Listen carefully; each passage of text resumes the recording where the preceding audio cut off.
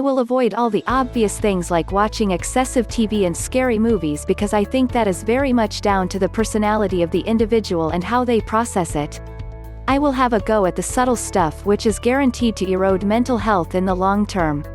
Constantly comparing ourselves to other people. If we do this, we normally place ourselves at the bottom of the heap. It's not easy to feel good about yourself when you feel you are looking up from the gutter.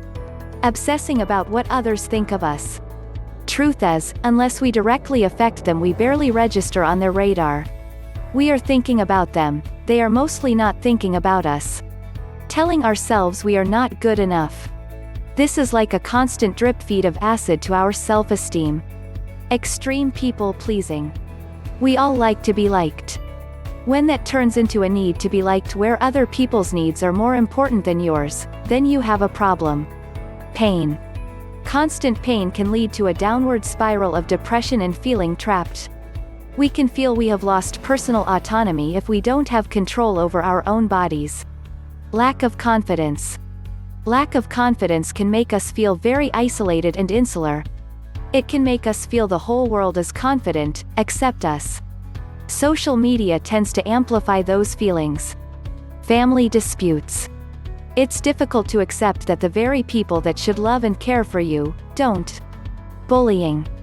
Bullying at any age can have devastating effects that can last well into adulthood and possibly a lifetime. It strikes at our very core. Disturbed or lack of sleep over the long term. The link between depression and sleep problems has been well established. Caring for someone with mental health issues.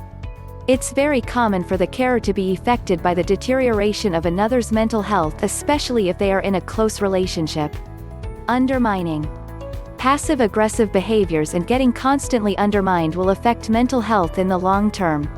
This is especially so in a marriage where the victim feels they cannot escape this abuse. Perfectionism. Perfectionism goes hand in hand with never feeling that what you do is ever good enough. Chasing the elusive dream of perfection serves to intensify those feelings. Loneliness and isolation.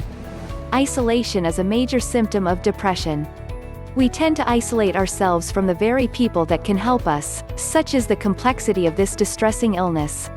Having someone negative in our lives that we cannot avoid, it's like constantly rubbing salt into an open wound. Not being recognized as an individual in a relationship. We are not extensions of other people. Personal autonomy is vital for mental health. We are not just cooks, cleaners, general dog's body and someone to have sex with occasionally. Culture. Yes, culture. This is where the person can be reduced to nothing more than a possession that is subjugated and restricted at every opportunity with threats of abuse, or worse. Non-acceptance. If we consistently deny that our life has changed and things will never be the same, it can become a fast track to depression. Living in the past and pining for how things used to be. It's extremely difficult to move forward if we are constantly looking over our shoulder to where we came from. Expectation. If our expectations of other people doesn't match reality, we are going to have a hard time. We are projecting what we would like them to be, not how they actually are. Trying to change the behavior of another person when they see no compelling reason to change is a one-way ticket to frustration and disappointment. There are loads of other factors that can lead to a slow deterioration of mental health, but I would rather not keep you reading for the next week.